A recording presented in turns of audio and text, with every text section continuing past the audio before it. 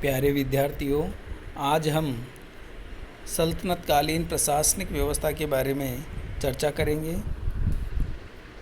सल्तनतकालीन केंद्रीय प्रशासन में सबसे महत्वपूर्ण स्थान सुल्तान का हुआ करता था। सुल्तान सैद्धांतिक दृष्टि से खलीफा के प्रतिनिधि के रूप में शासन करता था। जैसा कि अपन ने देखा, दिल्ली सल्तनत के अधिकांश सुल्तानों ने अपने पद की स्वीकृति खलीफा से प्राप्त की थी। केवल अलाउद्दीन खिलजी और मुबारक शाह खिलजी के द्वारा खलीफा के पद से अनुमति प्राप्त नहीं की गई। मुबारक खिलजी ने तो स्वयं खलीफा की उपाधि धारण की थी। बाकी सभी सुल्तानों के द्वारा खलीफा से अपने शासन के लिए अनुमति प्राप्त की थी। परंतु व्यावहारिक रूप से अगर देखा जाए तो सुल्तान निरंकुश और स्वेच्छाचारी हुआ करता था और सुल्तान की शक्ति, पद और प्रतिष्ठा प्रत्येक सुल्तान की अपनी शक्तियों के अनुरूप हुआ करती थी। जैसा कि बलबन और अलाउद्दीन खिलजी के समय सुल्तान की शक्ति काफ़ी बढ़ गई थी। सुल्तान सेना का प्रमुख सेना नायक भी होता था। साथ ही साथ कानून को बनाना, लागू करना और न्याय प्रदान करने का अंतिम अधिकार भी सुल्तान के पास हुआ करता था। सुल्तान को परामर्श देने के लिए सल्तनत काल में एक संस्था भी हुआ करती थी जिसको मजलिस-ए-खलवत कहा जाता था। परंतु इसकी सलाह को स्वीकार करना सुल्तान की इच्छा पर निर्भर करता था। वो चाहे तो इसको मान सकता था और चाहे तो इसको नकार सकता था। इस प्रकार से सुल्तान केंद्रीय प्रशासन की धुरी के रूप में कार्य करता था और सारा का सारा सिस्टम सुल्तान के इर्द गिर्द घूमा करता था। सुल्तान की सहायता के लिए विभिन्न विभाग बनाए गए थे और उन विभागों में मंत्रियों की नियुक्ति की गई थी। केंद्रीय प्रशासन के विभागों की अगर बात करें तो सल्तनत काल में 4 प्रमुख विभाग हुआ करते थे।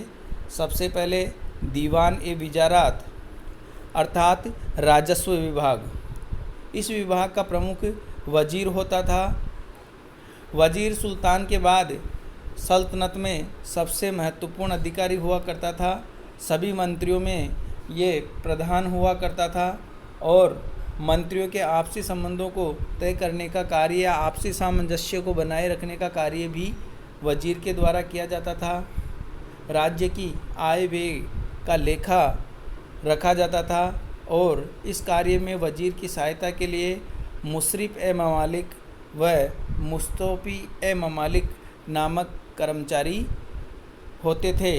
मुशरिफ-ए-ममालिक आय व्यय का लेखा तैयार करने वाले अर्थात महालेखाकार और मुस्तौफी-ए-ममालिक आय व्यय के लेखों को जांच करने वाले अर्थात महालेखा परीक्षक के रूप में कार्य करते थे।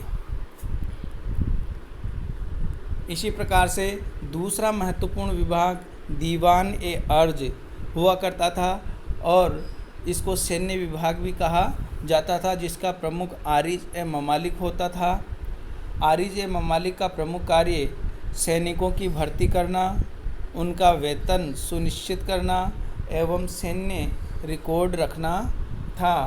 साथ ही साथ सेना का निरीक्षण करने की व्यवस्था करना, सैनिकों का हुलिया नोट करना, घोड़ों को दागने आदि के कार्य भी दीवान-ए-अर्ज विभाग के अधीन ही हुआ करते थे। परंतु फिर भी आरिज-ए-ममालिक प्रमुख सेनापति नहीं होता था। प्रमुख सेनापति स्वयं सुल्तान हुआ करता था या सुल्तान अपनी इच्छानुसार अलग अलग सैन्य अभियानों पर अलग अलग सेनापतियों की नियुक्ति उसके द्वारा की जाती थी। तीसरा महत्वपूर्ण विभाग दीवान-ए-इंसा होता था और इस विभाग का प्रमुख कार्य शाही पत्राचार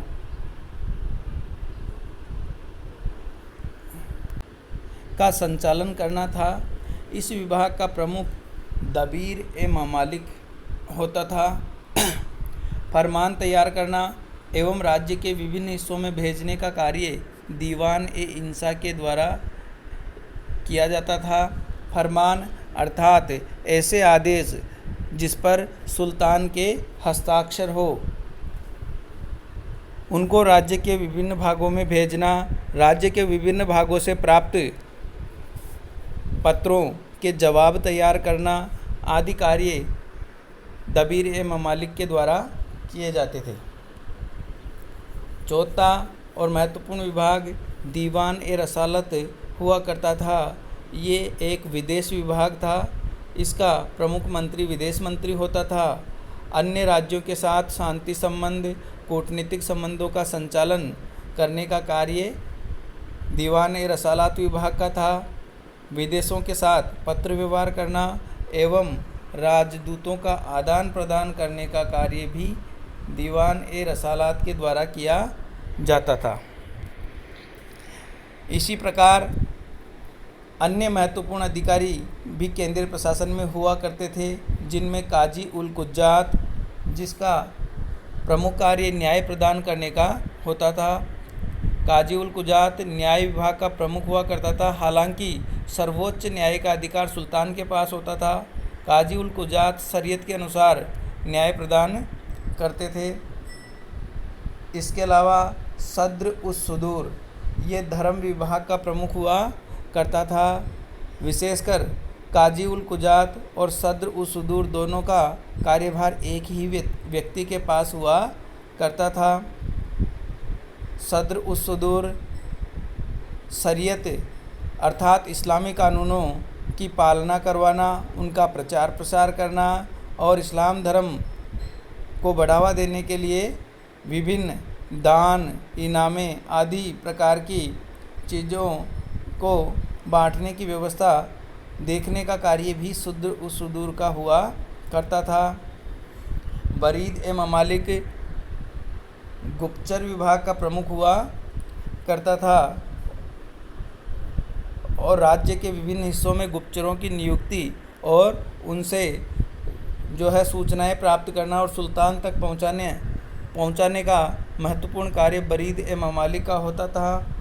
वकील ए दरमहल सुल्तान के विभिन्न रिश्तेदारों की व्यवस्था के लिए शाही महल एवं सुल्तान की व्यक्तिगत सेवाओं का प्रबंध करने का कार्य करता था। इसी प्रकार अमीर ए हाजिब ये दरबारी शिष्टाचार का प्रमुख मंत्री था।